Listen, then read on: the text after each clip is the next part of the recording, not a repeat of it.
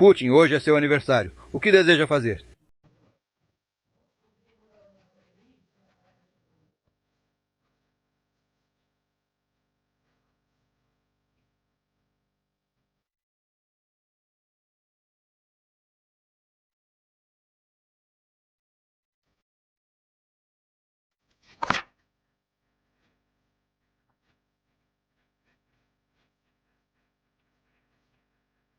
O recrutamento russo despencou.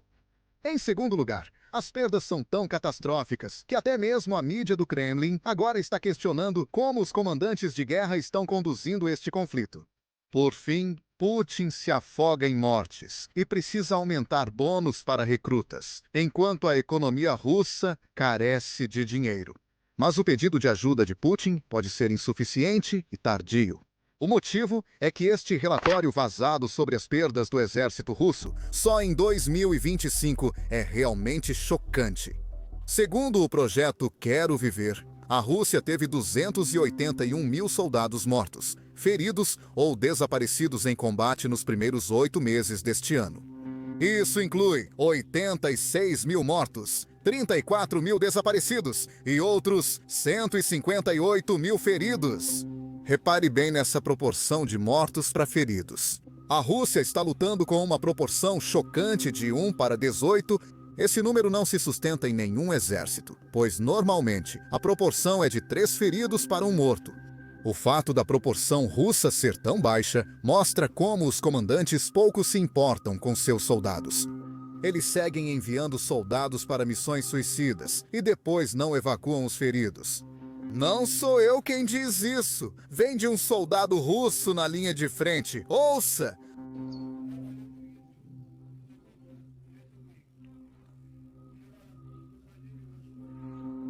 Atacamos ontem, mas nada funcionou. Todos os homens ficaram feridos, alguns fugiram.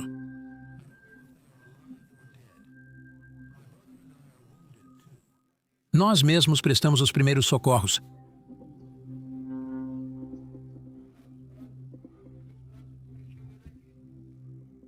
Nosso comandante diz que devemos atacar novamente. Como é que vamos atacar se estamos feridos?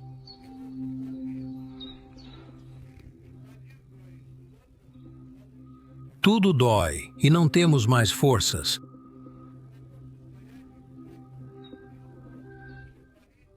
Vídeos como esses estão irritando muitos blogueiros militares russos, como vocês vão ver em um instante. Antes, vamos finalizar logo este relatório. As perdas de equipamentos são enormes. Mais de 13 mil destruídos e quase 50 mil danificados. Em média, a Rússia perde 35 mil homens por mês. Isso corresponde a quase 2 divisões eliminadas por mês. Para comparar, o exército dos 36 mil baixas em 80 anos de guerra no Iraque. A Rússia está sofrendo isso todo mês. Isso é algo que Putin não queria que os russos descobrissem. E agora isso é público, e os russos não estão dispostos a se alistar para ver a guerra sem fim dele. Dê uma olhada neste relatório de um blogueiro militar russo que explica publicamente por que ele não quer se alistar no exército e por que ele acha que outras pessoas também não deveriam se alistar. A expectativa de vida média de um soldado russo na linha de frente é de 12 dias. No primeiro dia, ele assina o contrato e chega ao campo de treinamento. Do segundo ao 11º dia, ele treina no campo. No 12º, chega à linha de frente. Esse costuma ser o último dia dele, pois os comandantes enviam os novos recrutas direto para missões suicidas. Em certos pontos críticos, só metade dos soldados alcança a posição, pois são abatidos no trajeto. Drones ucranianos são mesmo tão perigosos? Esses números explicam por que o exército russo oferece bônus de 8 milhões de rublos a quem quiser se alistar. Isso equivale a cerca de 10 mil dólares em um país onde o salário médio é de 500 dólares por mês ou cerca de 6 mil dólares por ano. Mas, mesmo com esses bônus altíssimos, a Rússia está tendo dificuldades para conseguir pessoas suficientes na linha de frente.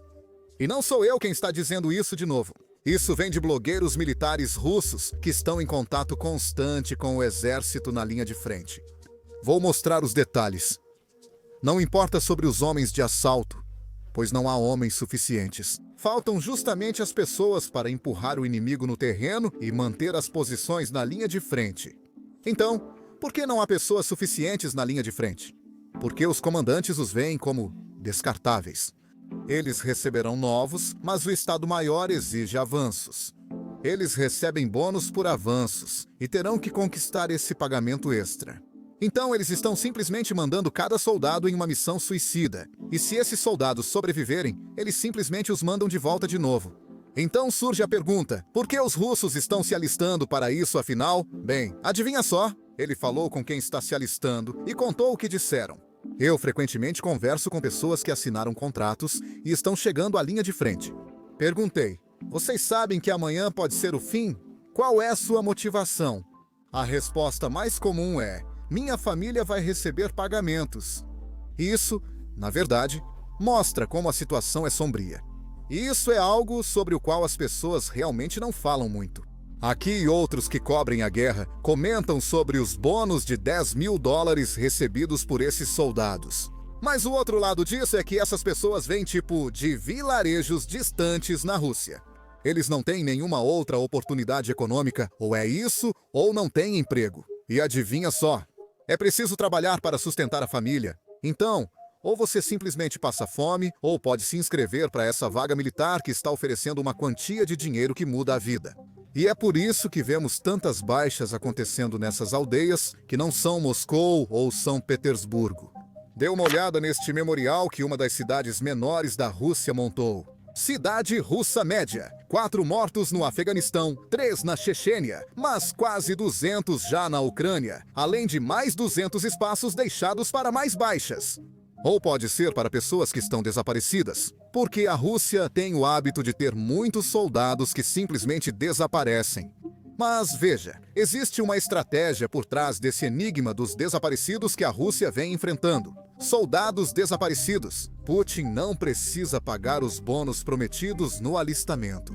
Por isso, muitos soldados mortos são considerados desaparecidos pela Rússia.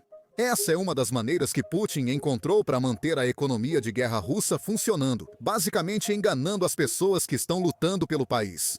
O motivo disso é simples. Os custos dessa guerra estão aumentando, e isso sem nem considerar que a economia russa agora está começando a desacelerar.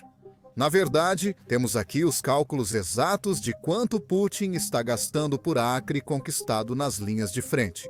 Em 2025, a Rússia conquistou cerca de 3.300 km², isso equivale a 80 mil acres. Agora vamos calcular para cada 100 acres. 100 acres equivalem a cerca de 100 campos de futebol, uma forma bem americana de medir as coisas. Putin gasta cerca de 73 milhões para conquistar cada 100 acres na Ucrânia. Além disso, em média, o exército russo está tendo 11 soldados mortos, 19 feridos e 4 desaparecidos. Esse é um preço alto para conquistar apenas 0,5% do território ucraniano em 2025. Agora, os soldados na linha de frente que estão lutando nesta guerra podem ver claramente que o preço que a Rússia está pagando não vale o que está ganhando. Mas se você é um soldado que se manifesta contra qualquer coisa que o exército está fazendo, bem, você vai para a cadeia. Dê uma olhada neste artigo. Aqui, temos um soldado que foi condenado a 4 anos só porque deu uma entrevista enquanto era prisioneiro de guerra na Ucrânia. Nessa entrevista, ele disse que as perdas russas são realmente demais. E por isso ele pegou 4 anos. E não são só os soldados russos que Putin está tentando silenciar. São também os historiadores russos. Confira este trecho em que um historiador russo está prestes a ser enviado ao Gulag. Ele grava o vídeo na delegacia de polícia, pelo que percebo. Ele está sendo acusado de espalhar desinformação sobre o exército russo, o que leva à prisão. Essa foi sua mensagem final. Boa tarde, amigos. Aqui é o Pavel Chudikin. Fui acusado de desacreditar algo. Agora estamos no comitê de investigação.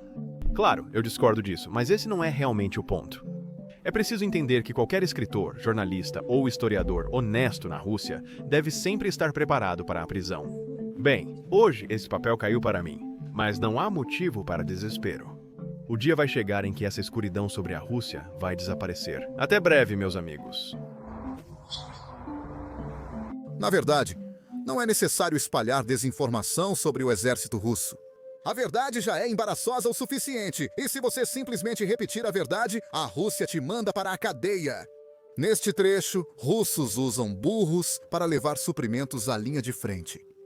Porque estão ficando sem jipes, caminhões e trens. Além dos burros, eles também não estão usando cavalos para ofensivas. A cavalaria russa está de volta. Que guerra mundial é essa? Acho que entendi a lógica. Tanques, jipes e motocicletas não funcionam contra as linhas defensivas ucranianas. A Rússia não conseguiu avançar tanto quanto gostaria. Então, eles precisam tentar coisas novas. Mas eu não sei se cavalos realmente vão ajudar. Se um caminhão não conseguiu escapar de um drone, duvido que cavalos consigam fugir de um drone que pode chegar a 160 km por hora. Mas, mesmo assim, temos pessoas na mídia russa que agora estão defendendo essa decisão e tentando explicar ao povo russo o motivo. Essa é uma ideia tão boa. Imagino que eles não queiram cair da janela do apartamento amanhã. Ouça este trecho da mídia russa. Neste momento, há um ataque em andamento na parte norte da chamada República Popular de Donetsk. Agora há uma tempestade na parte norte da República Popular de Donetsk. Essa é uma história incrivelmente difícil, é uma operação incrivelmente difícil. Há um grande número de rios e córregos. O terreno é cheio de rios, riachos, subidas e descidas íngremes. É uma área montanhosa, há uma grande quantidade de subidas e descidas. É um terreno montanhoso. Claro, essas não são montanhas no sentido usual, são colinas de giz. São colinas calcárias. E assim que chove, quando chove, o deslocamento deles em motocicletas ou quadriciclos se torna praticamente impossível. Andar de moto nos quadráciles é basicamente impossível. Caminhar e superar esses 10 a 15 quilômetros, percorrer 10 a 15 quilômetros a pé com todo o equipamento é extremamente difícil. Com toda a carga, é muito difícil. E claro, ter cavalos facilita muito. É importante lembrar que estamos facilitando para um destino específico. Além disso, você precisa entender que os cavalos são treinados para voltar depois. Se fosse na sua motocicleta. Então, diferente de uma motocicleta que você pode abandonar quando chega ao seu destino, você o descartou. Ele deita, depois volta. Um cavalo lembra o caminho e retorna. Ela sabe onde e como, lembra da estrada,